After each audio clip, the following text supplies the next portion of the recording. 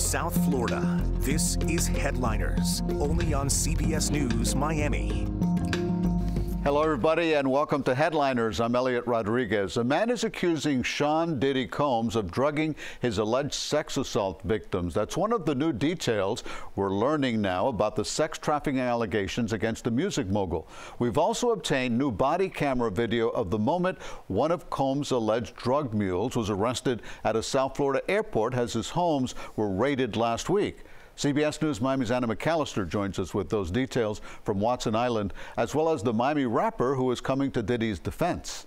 Caught and cuffed on camera. New police body camera footage obtained by CBS News Miami shows the moment 25-year-old Brendan Paul, an alleged drug mule for music mogul Sean Diddy Combs, was arrested for possession of cocaine and marijuana candies Monday at the Opa-locka Executive Airport.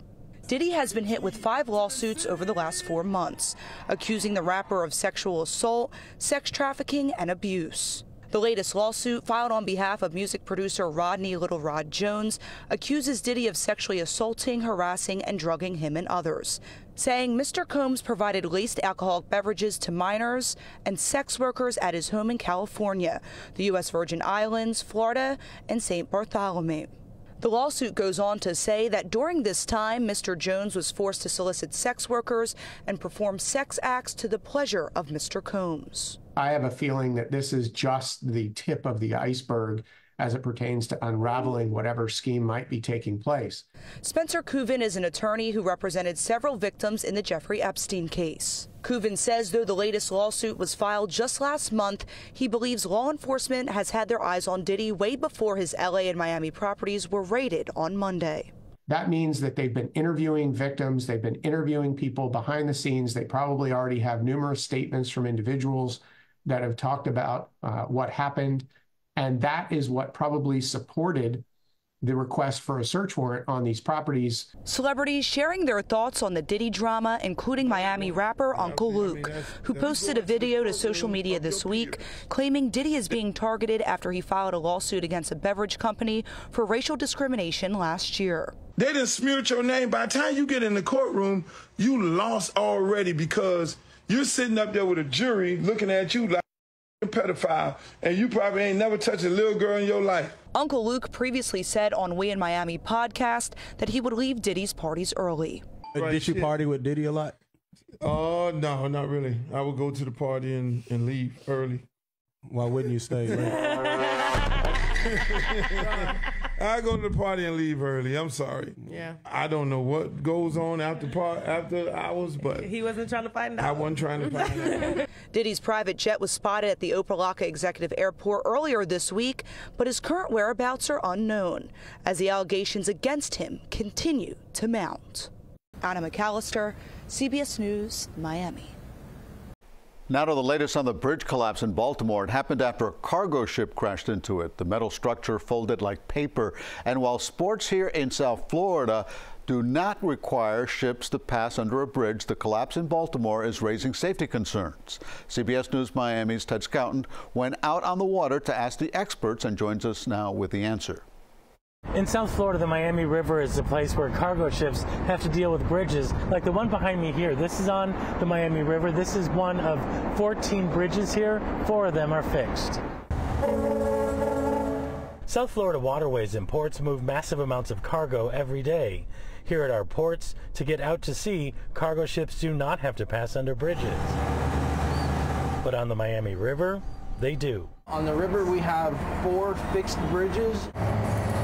Greg Hempstead and his family have been navigating the river for more than 100 years. They operate a fleet of tugboats. Moving cargo ships through these waters is different than guiding ships in a port. When you're bringing a ship through, they're not operating on their own power. No, sir. The ship goes dead. They shut down their main engine. They put their rudder amidship, so our steering is neutral. And we then pull and tail her up the river to wherever her berth is. Greg took us aboard one of his tugboats, explaining that when cargo is moving through, tugboats are in complete control. So we have one tug in the front. That's Gina. She's our pull boat. He is in control of headway, And then the tug in the back, which is the Atlas, which is the one that I run, does steering and stopping. So I'm in control of all the turns, and if we need to stop, that's my responsibility. Greg says the safety record on the river is pretty good when it comes to any problems going under bridges. Is there any concern on the Miami River of ships hitting one of the pilings? For our river, they've done very well with the fendering systems. There has been accidents in the past, and no ship has made contact with one of the concrete pilings on any of the fixed bridges on this river. Those cargo ships that are moving up and down the river are much smaller here, about 300 feet or so. There's also height and depth restrictions as well. In Miami, Ted Scout, CBS News Miami. Hurricane season is still a couple months away, but it'll be here before we know it. The National Hurricane Center Conference is underway in Orlando. Next Weather Chief Meteorologist and Hurricane Specialist Ivan Cabrera was there and tells us what's being discussed. And this year we are in Orlando for the National Hurricane Center Conference, one of the cities that, we all thought we could evacuate to when a hurricane hits the coast. Of course, then came Charlie back in 2004, and that changed everything with winds over 100 miles an hour in Orlando, and it took Orlando a long time to recover. We in South Florida know all about that, and so emergency managers, FEMA is here, and they collaborate to make sure that we are all prepared ahead of the storm and, of course, after. What kind of season is going to be? Well, that's important as well. We are looking like we're going to have an above-average season, so I wanted to get the National Hurricane Center Director's thoughts on that. Here's Michael Brennan. Well, what we're most confident in is that the tropical storms and hurricanes we do have are going to be more impactful from a water perspective. And that's important because water, the combination of storm surge and heavy rainfall flooding, is what kill the vast majority of people in the United States from tropical storms and hurricanes. And we know in a warming climate, we have sea level rise. It's already happening now. We see that in sunny day flooding in South Florida, the Florida Keys. That's raising that base water level so that when you have a hurricane come, the water's already higher than it was 20, 30, 40 years ago. So you're making the storm surge risk worse, and you're expanding storm surge risk into places where it maybe didn't exist before. And as you heard from the director there, it looks like it is going to be an above-average season. That does not necessarily mean that we're going to have storms coming into South Florida. That just means we have to prepare like we always do each and every year, and this is part of the preparation at the National Hurricane Center Conference. I'm here in Orlando, Chief Meteorologist and Hurricane Specialist Ivan Cabrera, CBS News Miami. When we come back, is Wynwood losing its flavor? We take a look at what's next for one of South Florida's fastest growing boroughs. From South Florida, this is Headliners, only on CBS News Miami. Welcome back to our show. I'm Elliot Rodriguez. Will RVs be banned from sitting outside of homes in Opa-locka? Neighbors there say they hope the recreational vehicles roll out of town. CBS News Miami's Chelsea Jones explains why another city drove Opa-locka to push for the RV ban in the first place. Hialeah banned RVs in yards like this because they are an eyesore, and Opa-locka officials agree. But they don't want any RVs that can no longer be in Hialeah to come here to this city. But that is not the only reason that residents and officials want RVs like that gone. On every other street, you got nothing but trailers, trailers, trailers. And Opa-locka city officials, like Commissioner Veronica Williams, don't want this city to turn into a trailer park. As of right now, the RVs you see in this report can legally be parked on the side or back of an owner's property in Miami-Dade County, but the site is stirring up commotion among residents. They got a whole new city in the backyard. Last Monday, the first reading of a new ordinance banning RVs from homes in this city went before the city commission. Residents say RVs are adding a burden to the already strained sewer system, the city's water and electricity, and they fear their pockets are up next. Do they have to pay tax? We, the homeowners that pay taxes, we're the ones that's going to have to carry the costs. Commissioner Williams sponsored the ordinance. I asked her, what about those who use RVs as a means for affordable housing or extra income? The county has programs and resources that will continue to help them provide, but we cannot, as a city, overexhaust our own resources. You can actually drive by, so much so that we've seen residents dig up their own yards to add lines to our own sewer line. Bottom line, they want it to stop. Wednesday, no decision was made, though. The second reading of the ordinance has been pushed back to the next meeting. Now, if this passes, it would take effect July 1st, and there would be a $500 fine for violations, and then you would have 30 days to become compliant before facing additional penalties by the city. In Opa-locka, I'm Chelsea Jones, CBS News, Miami.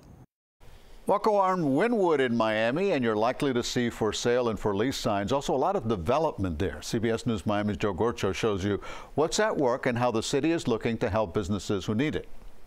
So unfortunately, my biggest concerns are there are going to be a lot of restaurants closing over the next few months. Felix Bendersky runs a hospitality brokerage firm in Miami. He's concerned about restaurants and nightclubs struggling to keep their doors open after a rough end to 2023. September was down 65% as a whole in the restaurant industry. October was down 45%, and November was down 25%, which worries me a lot because I think that over the next couple of months, we're probably going to have 80 to 100 local restaurants closing. Edgewater, Wynwood, downtown, and maybe a little bit north. Arnaud Magal is the owner of Novella Cafe Social in Wynwood. He helps bus tables and builds relationships with customers. He opened up his doors 2 years ago after moving from Brooklyn to South Florida. We tweaked the concept in quite a lot since we opened, changing a coffee roaster to adjust the coffee profile to something more local and perhaps more agreeable. Business flows, but he expects a slower summer in sales. He's ready to adjust. Yes, I am worried, but not on a level of are we going to shut doors? Not at all. We expect maybe a 20% drop. What it means is that people are going to get less hours. But walking around, I saw 4 signs on buildings for sale or lease within a 2-block radius. The rents are getting higher, the margins are getting lower, and the expenses are getting higher. And several lots are being built toward the sky around the for sale signs. We're seeing a rapid amount of growth over the next 3 years, which will bring in a lot of foot traffic and people. Christina Crespi is the executive director of the Miami Downtown Development Authority. She says the DDA, in part, helps small businesses survive the growth of new office, retail, and living spaces in Miami under its umbrella in Brickell, downtown, and Edgewater. And so we've developed grant programs to that effect to help them navigate through this difficult time. Also want to support our local businesses, those that have been here riding this wave out. In the rising rent pressure, it's tough. And then with the construction and reduced foot traffic, you've kind of got a perfect storm in Wynwood right now. Gramps owner Adam Gersten has deep ties to Miami, living here his whole life. He says business remains steady, even though uncertain about the future. Plan moving forward is to not change course and just keep doing what we do. And that's what one resident we spoke to hopes for as well, despite the boom in development. I would describe it as raw, colorful, and in your face. Michelle moved to work in Wynwood a little over a year ago. So I used to live in San Francisco, and the main part that I love about California was the vibrancy and the color, and then the tech industry took over Silicon Valley, and it became very gray and muted, and that's what I would hate to see about Wynwood. I like the fact that it's a little bit raw, a little bit industrial. It's not finished. I think that you can still be a small operator and set shop here. It's not very commercial. What do you think the face of Wynwood is going to become years from now? I think a couple of blocks will still have some flavor. I think the rest of it's going to look like a giant shopping mall. I've had conversations with landlords, and landlords are not planning on any sort of correction. They would rather bring in boring, mediocre investor visa concepts that will pay the rent. Bendersky fears Wynwood could lose its soul if locally owned restaurants and chefs do not survive development. He tells us over 30 in Miami have already closed for good this year. Joe Gorcho, CBS News Miami. When we come back, we are shining the spotlight on a woman who's been making Miami proud for generations. We'll take a look at the achievements and legacy of Rita Case next. From South Florida, this is Headliners, only on CBS News Miami. Welcome back. I'm Elliot Rodriguez. In honor of Women's History Month, we're celebrating the women who've made an impact in South Florida. And when it comes to cars, the name Case definitely stands out. With 16 dealerships across multiple states, Rita Case Automotive Group has a long history in this community. And as CBS News Miami's Lauren Pastrana reports, Rita Case has been there making Miami proud since the very beginning. I really appreciate you guys. Of course, anytime. Rita Case wears many hats, literally and figuratively. She's the president and CEO of Rita Case Automotive Group, a generous philanthropist, and now a cover model. She's the 2024 Time Dealer of the Year. It's the most prestigious recognition. It's across all brands. All 17,000 dealerships are reviewed for the opportunity to be one person, one dealer is chosen in the United States every year for the past 55 years as the Time Magazine Dealer of the Year. No other award for auto dealers matches this award. Rita has been around cars her entire life. Her parents owned a repair shop in California and then a Honda dealership where she worked even as a child. She met her husband Rick through the industry, and together they built a lasting legacy and a name for herself as someone who is changing the car selling game. Most dealers back in the 60s, 70s, and the 80s, even the 90s, really were family owned and operated. So you became a dealer basically by getting the franchise, which were men. 99% of the dealers were men. It's been a slow transition for women to be even leaders in the auto industry. She supports many causes, including the American Cancer Society, the Boys and Girls Club of Broward County, Pay Center for Girls, Rick's Bikes for Kids, and the Souls for Souls for Every Kid initiative, which recently provided students with brand new shoes. I could go on and on about the philanthropy and my commitment to helping anyone that's willing to help themselves with a hand up. And it starts with education. Great color. I absolutely love this color. And Rita is a willing teacher and mentor. Adrienne Bono is the general manager at Rita Case Honda. Being a woman in automotive, it was difficult because in all the other stores, it was kind of like they wanted to make a man out of you, in other words. And when I came over here, it was kind of different. Adrienne describes Rita as wickedly brilliant. She says she's been a constant cheerleader who is truly invested in everyone's career success. I think that in your career, you always need somebody to emulate and something, you know, somebody to look up to. And I had Rita, which showed me a totally different approach to the automotive industry and really made me feel that being a woman is a superpower. Breaking barriers is what I've always done. And you know, you build confidence with education. So if you want to break barriers, no matter what they are, man, woman, no matter, just educate yourself. That gives you confidence in your field. Once you have confidence, then you can challenge yourself to take risks. Rita says while the cars have changed a lot over the decades, the business has not. It's still all about people, and she says she loves people. Lauren Pastrana, CBS News, Miami. The Miami Open is showcasing its first wheelchair tennis invitational. CBS Sports Miami's Trish Christakis was at the matches and shares the athlete stories. It's not something you've seen before at the Miami Open, and star wheelchair tennis player Diddy Combs is hoping fans will soon see more of it. We put in so much work, and it really is important for people to see that and don't see the wheelchairs almost. Of course they're there and we need them, but hopefully they can see past it and see that we're athletes. DeGroot is the current #1 in both singles and doubles for wheelchair tennis and a 39-time major champion, a sport that changed her life. Looking back at it, it gave me a chance to enjoy being active in a way that maybe playing regular sports wouldn't give me, because I would always have a disadvantage. Alfie Hewitt has been playing wheelchair tennis since he was 8 years old.